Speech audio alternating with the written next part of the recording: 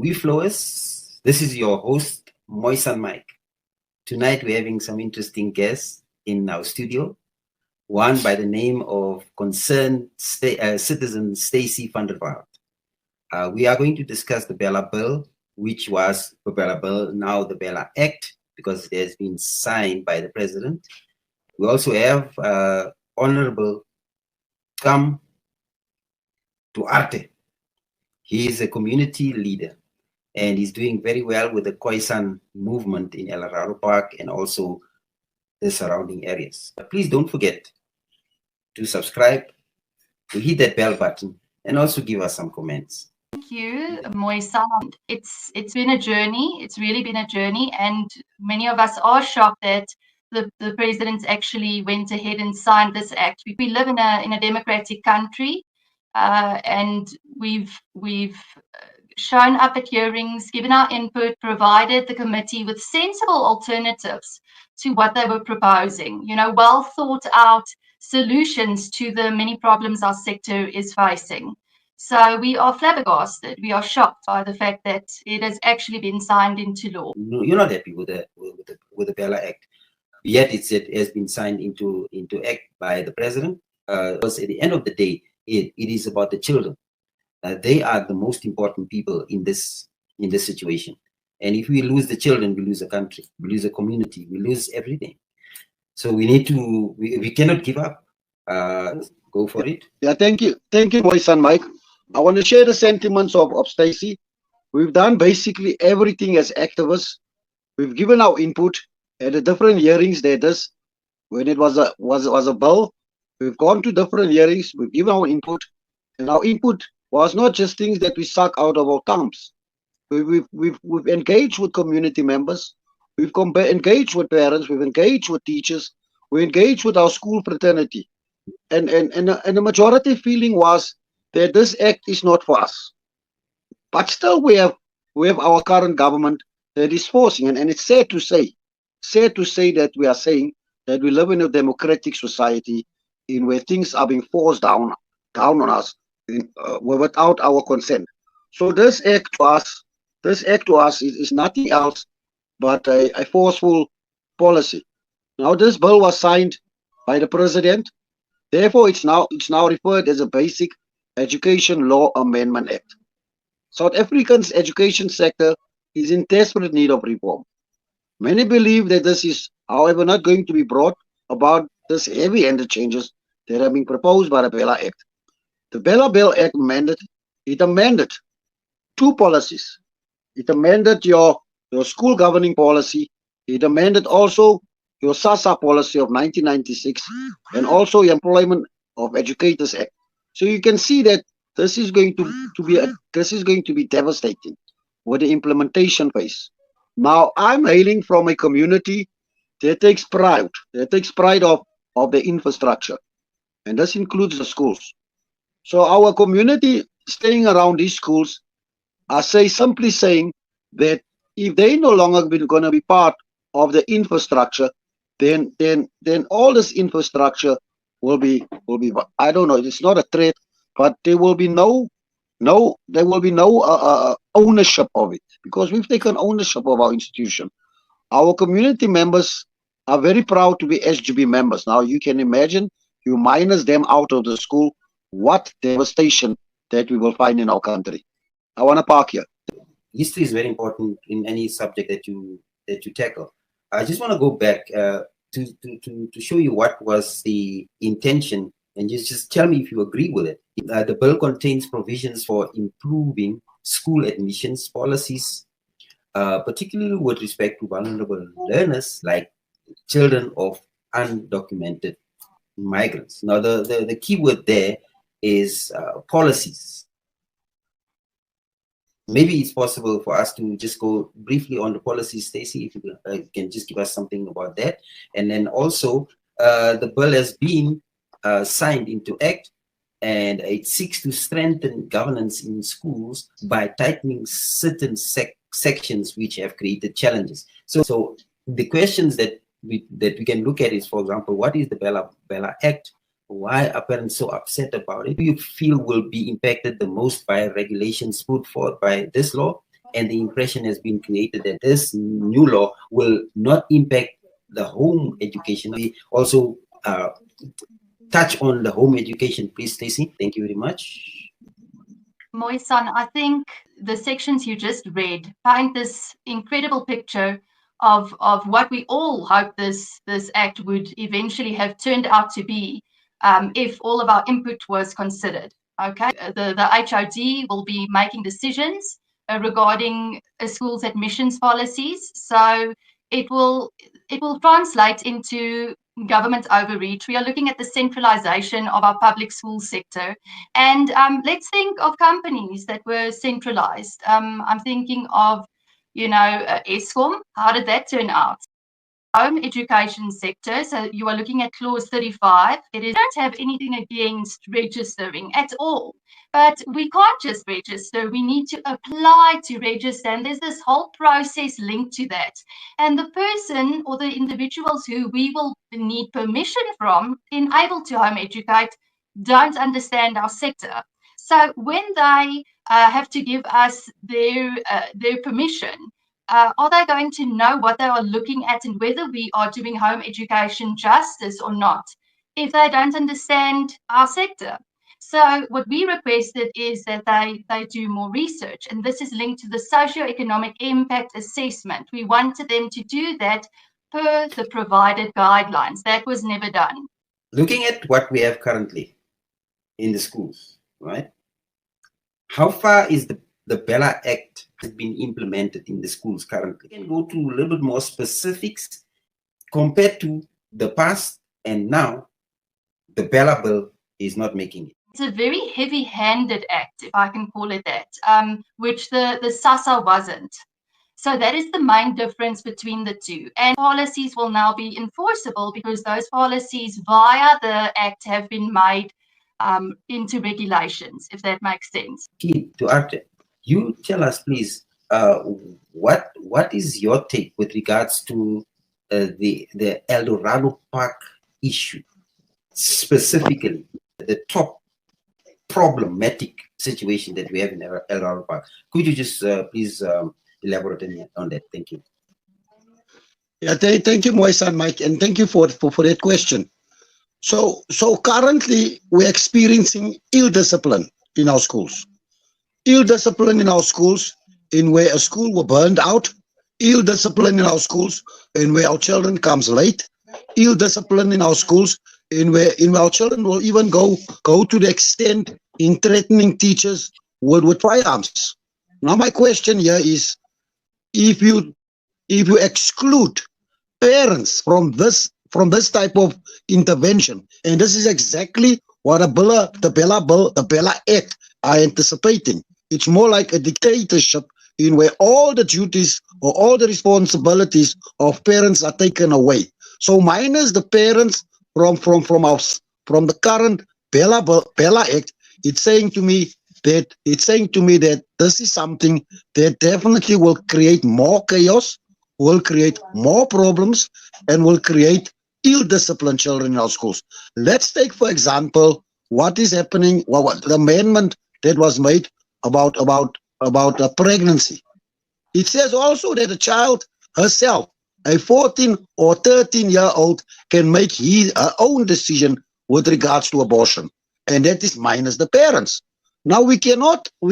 Now El Dorado Park is a community in where community are really involved. They participate when it comes to our schooling system, and I must say they take very pride. They take very proud pride of the schooling system, and I can say now that most of our parents of children that's attending school, they are proudly part of the school governing body.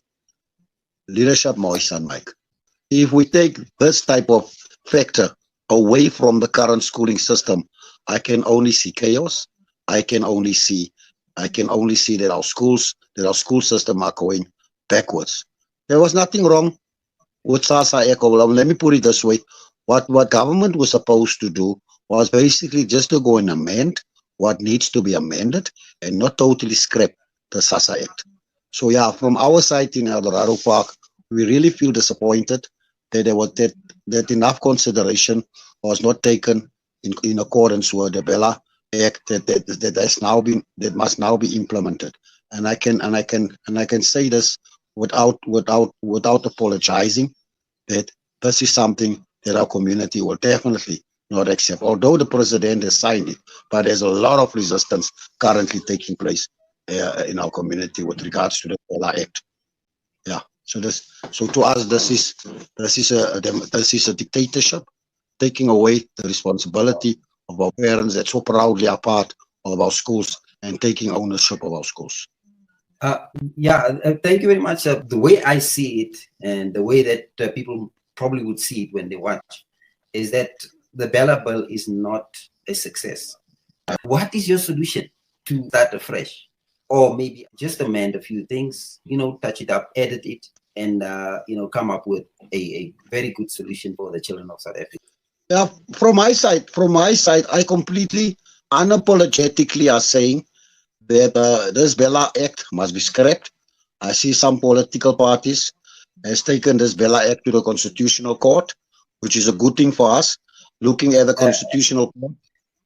And that is the DAM, right? Correct. The DA has taken it to the Constitutional Court. Now, my experience as a cultural leader, there was a similar act also signed by the president, the Traditional Leadership Khoisan Act, that went to the Constitution, and it was scrapped by the Constitutional Court in referring this back to Parliament, in saying to Parliament, we need more community participation. I anticipate this will exactly happen now with this act, in referring it back to Parliament and say, go back to the communities and get more participation from the communities. This is what I anticipate, Moisan Mike. Kangans. Do you not think that this might be a bit of an expensive exercise if you do that? And then how long do you think it will take to get the act scrapped? Yeah, talking about the monetary value, I strongly believe that you cannot compare monetary value with the quality of education, and also what our communities and the country of the people of the country really want.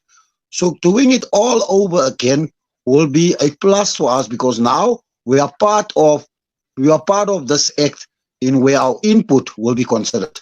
Yeah, it will take some time, but if we have to do things, we do things right, and the right thing to do things is to involve community and let there be participation from all spheres of life. Thank you, Moisan Mike. So there you have it. Moisan has concluded with the BELA Act solutions and problems and challenges. What I have concluded there was two major issues. And one of the issue is that the BELA Act should be scrapped. Whether you like it or not, it should be scrapped. The other thing is that Duarte was mentioning there was very important, is that the participation should be jacked up. So Stacey, can you please give us your conclusion? As you've heard, that scrapping is one of the possibilities, and also participation is where people come together and discuss, especially teachers, teachers, and then their input should be respected. And that is what I think should happen. I agree with you 100%. So give us your conclusion there, please. We didn't want it to be scrapped. We wanted them to go back to the drawing board. That didn't happen. Now it might as well be scrapped. That might be the consequences to not listening to our suggestions. Yes. No, there are lots of parents who do not know what is the act. I've been asking, as a BELA Act, they got children at school, small children, they don't know what it is. And the danger will only come when the problem comes to their homes. And then they'll see, oh my God, what is this now? So we need to mobilize a little bit more. There is also a video. There's a person who says that there's basically nothing wrong with the BELA Act, and the people are just overreacting. Well, Africans are confused, they're misled, they're discombobulated, because there's been a lot of misinformation and misunderstanding around what the BELA bill actually is and what it's actually going to affect in schooling across the country. And a lot of political parties and some teachers unions and some people who are involved in schooling, they don't like certain parts of the BELA Act. And so let's fix all that today. Homeschooling rules, requirements. So a lot of kids who do homeschooling, those are particular rules will be tightened by government. At this point in time, one can freely say that it's a free-for-all, particularly when it comes to this issue or contentious issue of homeschooling. There is no tight government regulation around it. Government wants to tighten its grip around homeschooling. And some of those we spoke to tonight are simply not happy, saying that some of the parents will continue to do things as they've been doing because they simply do not agree. The President has finally signed the bill, but resolved to delay the implementation of clauses 4 and 5. Your reaction to the President's decision just to approach that issue in this way? It's an interesting approach. As he's indicated, the merit of doing so is to carry on building the conversation so that we achieve greater unanimity about the bill and its implementation. And I think that that is appropriate. Now, last month, the South African Democratic Teachers Union urged prompt action, threatening a march to the union buildings if the bill wasn't signed. To discuss this further now, on the line we're joined by SATU General Secretary Mogoena Maluleke. The Language Board says this is a progressive step towards promoting the equitable use of all official languages, as well as elevating the status of previously marginalized languages. Now, the bill includes a section that directly addresses accountability by the school's SGBs in order to ensure that no language is used for division, dominion or racial exclusion. This matter now rests with the presidency, particularly on clause 4 and 5, but other matters, other aspects of the act are there, they are clear, they are ready to be implemented. And so that's what we're going to do. We'll then take our call and our direction from the presidency once those consultations have happened. Can you just give us a little bit more on that video that you watched? Yes, Stacey. Moisan. So I'm aware of that video. So what Dan did is he looked at the BELA Act in isolation without taking policy documents or the Children's Act into consideration. Because of the ambiguous nature of especially Clause 39, it needed to be analysed alongside the policy document, which focuses on the management of learner pregnancy. Okay, so if he analyses Clause 39 next to that policy document, he will reach the same conclusions that many of us came to, and that this has nothing to do with admissions policies. And then regarding CSE, even though the BELA Act doesn't mention CSE directly, it does refer to the National Curriculum Statement, which consists of 3 documents. And if one analyzes those 3 documents, you will come across what they call recommended subjects, and these are compulsory. So you also have one subject that is life skills. And under life skills, you find CSE. On the clause that is still outstanding. Keith, let me start with you, and then we'll follow with Stacey. Yeah. Thank you, Moisan Mike. So from our side, if we are saying there's outstanding clause, it means that the full act or the full bill was not presented to us in the first place for us to interrogate and dissect. Now, if an act has been signed by the president, excluding those acts, it simply means that things were kept from us purposely. Stacey, what do you say? Okay, so Clause 4 and 5 were isolated from the Act. They were not part of what the President basically, when he signed the Act, they were excluded. So a pin has been placed in those 2 acts. The one pertains, Clause 4 pertains to the admissions policies, and Clause 5 pertains to the language policies of schools. Definitely not removing just a language. It's removing a culture, it's removing an identity, and it's removing for people that stands collectively together. Now, coming back to the Kukukuap language, the Pan South African Language Board also indicated to us, because we were very insisting in saying to them that we want this also as a language in our schools. Now, with this act, with this being said about the 2 outstanding acts, we've gone through the act. I've gone through the act, and I've not seen any indication or intention of the BELA Act that's going to incorporate indigenous language like a Kukukuap. So that alone is also a matter of exclusionary, and I want to rephrase, purposely excluding our culture, our heritage, our identity. Oh, okay, thank you very much, everybody. I mean, it has been an interesting discussion. Thank you very much for Kid Duarte for your leadership in this BELA Act, and also concerned citizen Stacey van der Walt. We really appreciate your time that you've taken. Do not take the fight to the government. They will accept that everybody is happy with this thing, and it will go on, and we'll lose the Kwekwahuap being implemented into the syllabus, as well as Afrikaans, which is such a powerful history that Afrikaans has. If that is the case, then they must take out all the Afrikaans words from the vernacular languages. That's going to be a problem. Thank you so very much, and thank you, Flowers, for tuning in.